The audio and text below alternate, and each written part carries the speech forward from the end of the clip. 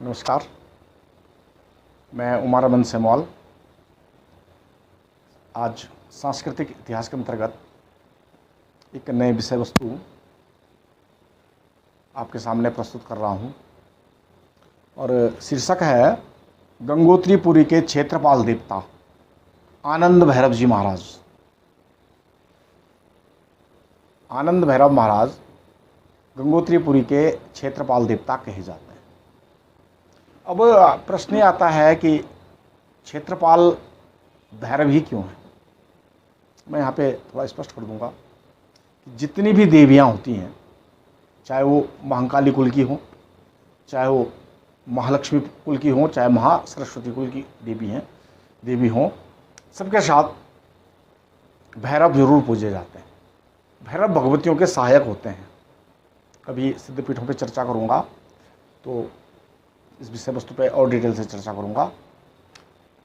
बहरहाल अभी ये है कि आनंद भैरव जी महाराज गंगोत्रीपुरी के क्षेत्रपाल देवता हैं और गंगा जी के वीर हैं। माँ गंगा जी श्री कुल की देवी हैं। कुल क्या होते हैं देवियों के, इस पे भी कभी फिर दूसरे दिन चर्चा की जाएगी। अब वो भैरव जी की पूजा गंगा जी से पहले होती है।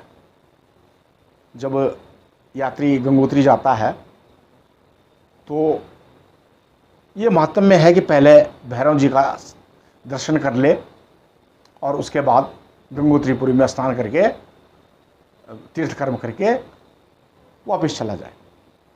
तो जो हमारे स्थानीय देवी देवता हैं वो तो उसी परंपरा को निर्वहन करते हैं। वो तो पहले जब यात्रा पे आते हैं तो एक रात वो भैरव घाटी जरूर रुकते हैं।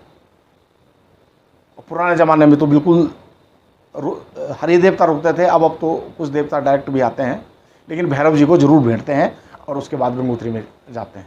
लेकिन यात्री लोग कदाचित आते समय तो गंगोत्री सीधे चले जाते हैं और जाते समय भैरव जी का दर्शन कर लेते हैं। अब साहब भैरव जी की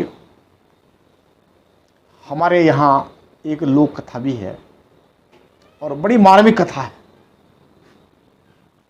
ये उस युग की बात है जब गढ़वाल पे गोरखों का आक्रमण हुआ। 1804 से 1815 के बीच की कोई घटना है। हुआ ये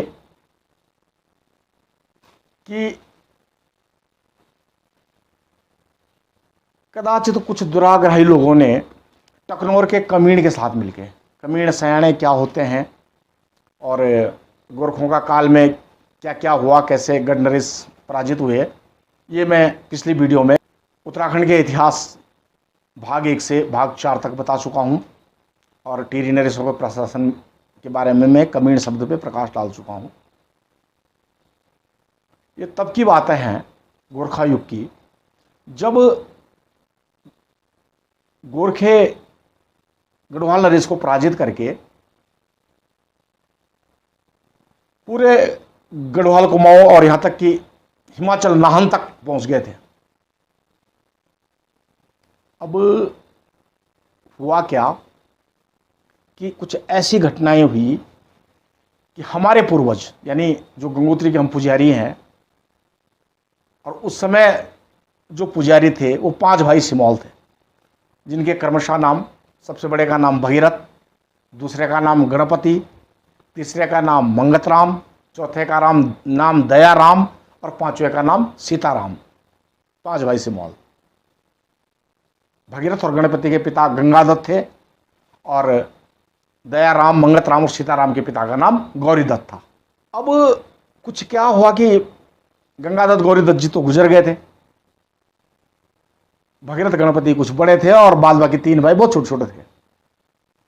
और स्थानीय कमीण ने कुछ लोगों के साथ, कुछ दुराग्रहियों के साथ मिलके पुजारियों को इतना परेशान किया कि उनको गंगोत्रीपुरी में रहने नहीं दिया। और वो इतने दुखी हुए कि वो मुखवा गांव से पलायन कर गए।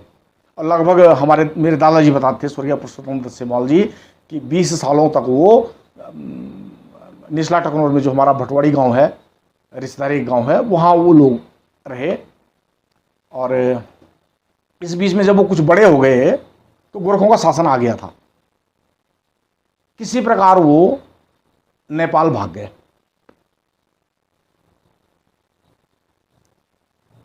सुना होगा कि नेपाली राजा कट्टर हिंदू हैं, हिंदू धर्म के रक्षक हैं, वहां चले गए अपनी आप बीती सुनाने के लिए कि हमें गंगोत्री से कुछ लोगों ने भगा दिया और हमसे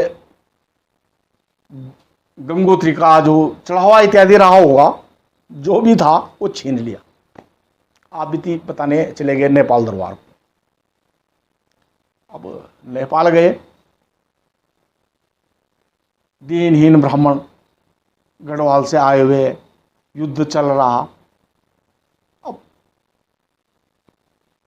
नेपाली सैनिकों ने उनको गढ़ देश का या और गढ़वाली जासूस समझ के बंद कर दिया जेल में, पांचों भाई सेमालों को।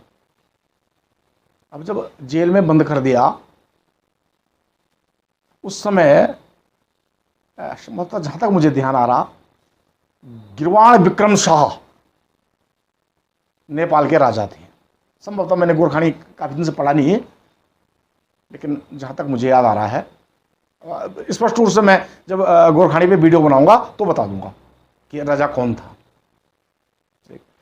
रात को मध्य रात्रि में राजा की जो पलंग थी, जो उनका बेड था, वो हिलने लग गया, पूरा डोलने लग गया, महल पूरा हिलने लग गया और रात भर राजा सो नहीं पाया। राजा को सपने में तेमरू के डंडे की आवाज, चिमटे की आवाज, है ना, ऐसे ऐसा करके सुनाई दिया, तो राजा रात भर सो नहीं सका। ये कहानी हमारे बुजुर्ग सुनाते थे। अब जब राजा को ऐसा हुआ तो राजा, अब हिंदू तो थे ही वो, और कर्मकांडों पे विश्वास भी करते और दुर्गा के परम उपासक थे नेपाली राजा। आज भी आप उनकी सनद देखेंगे पुरानी, जिन्होंने पढ़ा होगा, उन पे लिखा हुआ है श्री 5 जय दुर्गा। श्री 5 नेपाल सरकार को भी कहते थे, श्री 3 राजा की सरकार और श्री 5 राजा की सरकार और श्री 3 मंत्रिपरिषद, और ऊपर लिखा है उनकी सनदों में श्री दुर्गा या श्री डैश डैश करके जी। उनकी सनदों पे मैं बहुत आभार व्यक्त करना चाहूँगा इस वीडियो के माध्यम से अपने परम मित्र और इस उत्तराखंड के जाने माने इतिहासकार संदीप बडोनी जी का। संदीप बडोनी जी शायद कुछ मुझसे उम्र में कम है, लेकिन जो विद्वता और जो इतिहास पे उनकी पकड़ है, मैं तो उनकी प्रतिभा देख के दंग रह जाता हूँ। कितना नॉलेज है उनको, है ना। और यही कहते हैं कि स्वदेशे पूज्यते राजा विद्वाना सर्व पूज्यते। संदीप बडोनी जी ने मेरे पास जो सनदें थी पुरानी गोरखों के शासन से लेकर टीरे राजाओं के शासन की, उन्होंने उन सनदों का हिंदी और अंग्रेजी में दोनों में वर्जन किया हुआ है संदीप बडोनी जी ने। तो खैर, संदीप बडोनी जी की विद्वता की चर्चा मैंने की। उन्होंने उन सनदों का, जो गोरखों की सनदें हमारे पास थी, मेरे पास आज भी है, मूल रूप में है, उन्होंने उनकी हिंदी अंग्रेजी वर्जन किया। और मुझे अपने कुर्सीनामा के अनुसार, सेमालों के कुर्सीनामा के अनुसार, मैं ज्येष्ठ वंशज हूँ, तो मेरे पास मेरे दादाजी स्वर्गीय पुरुषोत्तम दत्त सेमवाल जी ने वो सनदें आज भी सुरक्षित रखी हुई हैं, अभी भी हैं। तो खैर, नेपाल के राजा की कहानी पे आते हैं। नेपाल का राजा जब रात भर परेशान रहा तो उसने सुबह को अपने राजपुरोहित से गणित करवाया। गणित ज्योतिष की कोई विद्या होती है और जिसमें वो लोग पकड़ते हैं कि वास्तव में चिन्ह क्या है। गणित करवाया कि राजा को ऐसा कौन डरा रहा था, कोई देवता था, राजा तो महाकाली के, माँ दुर्गा के परम भक्त, उनको ऐसा कौन डरा सकता है। तो राजपुरोहित ने जब गणित किया तो गणित में निकला कि ये जो देवता है जो सपने में आ रखा है, ये काले कपड़े पहने हुए हैं, शरीर पर विभूत रमाए हुए हैं, कंधे में झोला है, हाथ में तेमरू का डंडा है, तेमरू का डंडा, कमंडल दिखाई दे रहा, चिमटा दिखाई दे रहा। राजपुरोहित की गणित में ये चीज निकली। उन्होंने उस देवता का आह्वान किया तो देवता ने अपना परिचय दिया गणित में राजा को, पुरोहित को, राजा को नहीं, पुरोहित को। और पुरोहित ने ये बात जो है राजा को बताई कि ये जो देवता आपने सपने में देखे हैं ये केदार भूमि के आनंद भैरव हैं। अपने को आनंद भैरव कह रहे हैं और गंगा जी के वीर कह रहे हैं, अपने आप को गंगा जी के वजीर कह रहे हैं। और ये कह रहे हैं कि मेरे 5 बच्चे तुम्हारी जेल में बंद है, कल सुबह उनको छोड़ देना, अन्यथा मैं तेरे राज उलट दूंगा और छाती पलट दूंगा। ये चेतावनी भैरव जी ने नेपाली राजा को दी और राजपुरोहित ने सुना दी। राजा डर गया। राजा ने तुरंत 5 भाई सेवालों को बुलाया, दरबार में उपस्थित किया। उपस्थित हुए। साहब विदेश में डरे हुए व्यक्ति कांप रहे थे डर के। राजा ने पूछा आप ब्राह्मण हैं? उनका जी। पूरा परिचय पूछा तो राजा ने उनको स्थान दिया, उनकी आप बीती सुनी, सब चीज कहानी सुनी। तो कहते हैं कि राजा की आंखों में आंसू आ गए थे, नेपाल राजा के। गढ़ देश में देखो समय जब आता है तो इस प्रकार से आ जाता है। गढ़ देश की भूमि में ब्राह्मणों के साथ ये अत्याचार, ये कहा गया है ना। साहब जो साधक आदमी होगा, सनातनी आदमी होगा, तो ब्राह्मणों तो सनातन धर्म में पूजनीय माना ही गया है। नमो ब्राह्मण देवाया गौ ब्राह्मण हिताय च जगद्दिताय कृष्णाय गोविंदाय नमो नमः।